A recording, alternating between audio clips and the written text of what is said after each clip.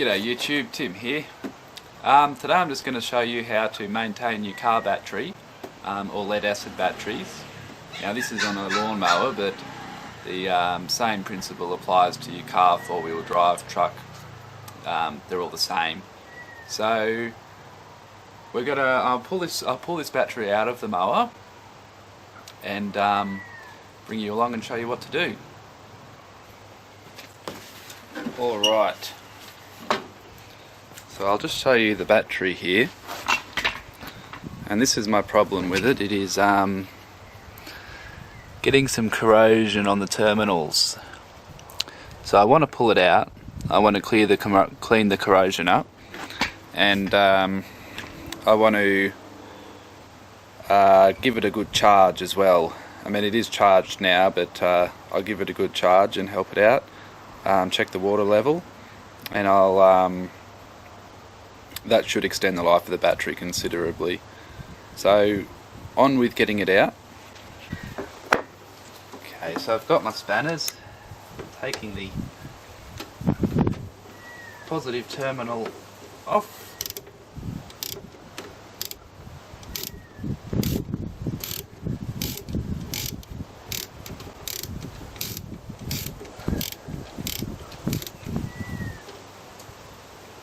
Go. Almost.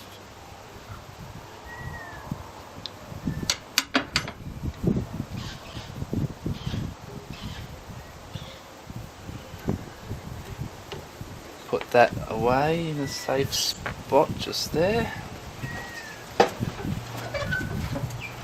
The same thing on the negative terminal. Let that stay on there.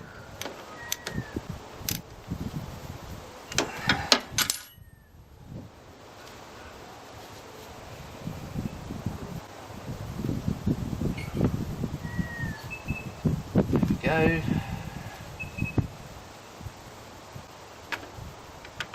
put that in a safe spot. And this is our battery. So I'll go into the workshop and I'll show you on the bench. I think it'll be much nicer than out here working amongst the mower. Alright, so we're on the bench. So you're going to need a few things. Now we're going to need to clean these terminals. So what we've got here are two types of battery terminal cleaners, and also sandpaper's great too. So you don't need these just make it easier. You can do just use sandpaper or a wire brush, which is essentially what this thing is, or even a knife. The lead is very soft on the terminals, so if you just gently scrape it with a knife, you can clean them up quite well that way as well. So I'll just show you these. This is a battery terminal cleaner. This is for the posts. The larger one is for the positive terminal. Positive is always larger on the batteries, usually, and this is for the cleaning out the inside of your terminal connections. I like this tool. I think it works very well, but I think it might be a bit big for this battery. The other tool is this. Now this is like a wire brush inside.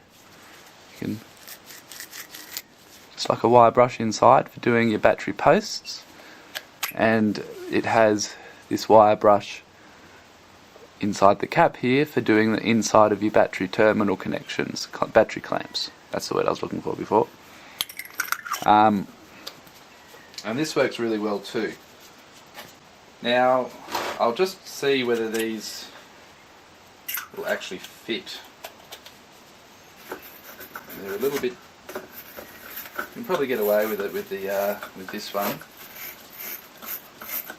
This is a smaller battery because it's on a ride-on lawnmower. On your car batteries, they're much bigger. In fact, I can show you that now. bigger round terminal posts, these fit on very tight and really get those clean. But on this one that's a bit smaller, I might use a wire brush and give those terminals a good scrub, and that's working really well. And then same on the other post. Now it's important to maintain your car battery or machinery battery, whatever it's on, because you can really increase the life of the battery. It is definitely worthwhile doing. If you don't maintain your battery, you could flog your battery out in a year or two. Whereas if you do maintain a battery, you could get them up to 5 years. I've had them running up to 8 years before. And that's just through regular maintenance. Although I haven't been maintaining this one as often as I should. But that's why we're doing it now. So, once your battery terminals are clean, which these are, it doesn't take very much. So, I've got the battery terminals all clean, and now what we're going to do is I'm just going to clean the top of the battery to get all the crud and all that off it, so it can, we'll check the water levels there, and we don't want the crud to fall into the battery. So I'll give it a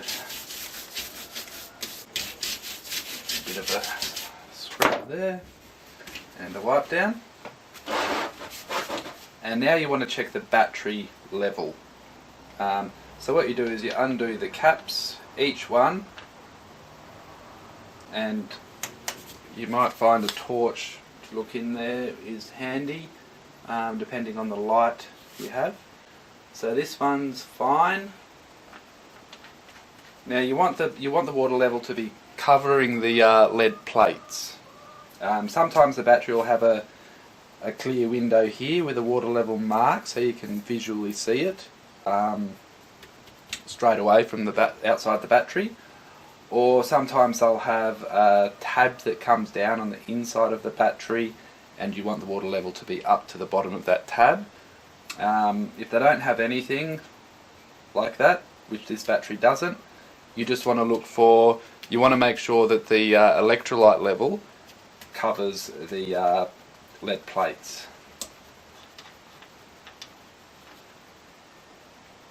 And that one's fine too. And just do all 6 and make sure they're fine. So I'll continue that in the tick. If you do find they're low, you want to use demineralized water to fill them up. Don't use tap water, don't use bore water. It needs to be demineralized water, or you could ruin your battery. So take note of that, because that's important if you do need to top any of them up. And I like to have some funnels here to just avoid spillage. So I'll check the rest of these levels and get back to you. Okay, so that's all the battery levels checked. They're all good, so we won't worry about that anymore until next time it's due for a service. Now, one thing I do want to say is sometimes you'll see on your car battery around the terminals a white, crusty, powdery stuff. It can be either a powdery consistency or it can be a gooey consistency as well, but it's white crud that's around your battery terminals. Now that's either a corrosion or a lead sulfate. So if you see that on your battery, you really want to clean it off. Be very careful about getting it on your hands. It's very it's a big irritant, so use gloves. And the best way to clean it off is to get a little toothbrush and hot water and bicarb soda, and that solution really cleans it off. But you do want to remove that if you do find it on your battery. This battery didn't have it, it was just rust mainly rust from the terminals. That was the corrosion problem on these. So that's all sorted. So now we'll go and clean up the battery clamp bolts, because there's no point making these all nice and clean and then putting the rusty old bolts back on it. It's you know, well, we'll do it properly, won't we? So I'll just get set up for that and I'll bring you along. Okay, so I don't have a wire wheel for my bench grinder, so a good trick is just put your drill in a vise. Don't clamp it up tight, you don't want to damage the drill. Just tight enough to hold it, so you can see that's not even really tight, but it's tight enough to hold it. And then some cable ties, we'll turn it on, and then we'll just use it like a wire wheel on a bench grinder. So we'll just pop that on there. And you could, if you don't even have a drill, you could just use sandpaper and a wire brush. It'll just take longer, that's all. Do just as good a job though. But I do have this, so we are going to use it, so we'll get stuck into it.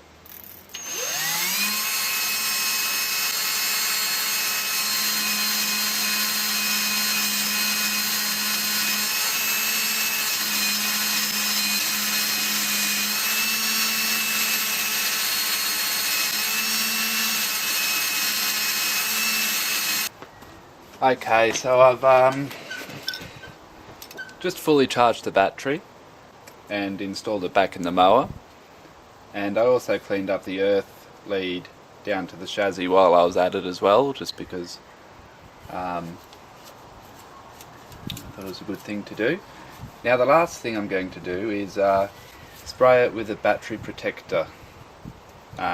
This is a aerosol product made by Permatex, and runs about 15 to 20 bucks a can, I think. Can't really remember, it's been a long time since I bought it. But it's worth buying because it works really well, and a can will last you for a long time, many years, unless you're doing batteries every day. So what we're going to do with this is just spray the terminals, just like that, all around, both of them, and I'll just spray the earth as well. And now that's done.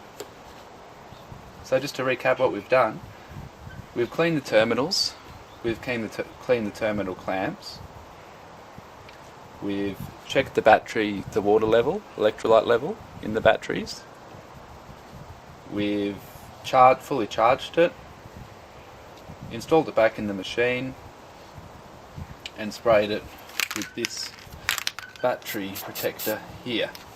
Now if you don't have this, you can just use Vaseline, that worked quite well too. And yeah, so just with a bit of maintenance, you can really extend the life of your battery. So I hope this video didn't go on too long. I tend to waffle on a bit, I think, sometimes. But if you liked it, just give it a thumbs up, please. That really helps my motivation with it. And if you have any suggestions about other things to do with the batteries, if I missed anything, just leave a comment, and maybe we can do a part 2. Okay, cheers guys.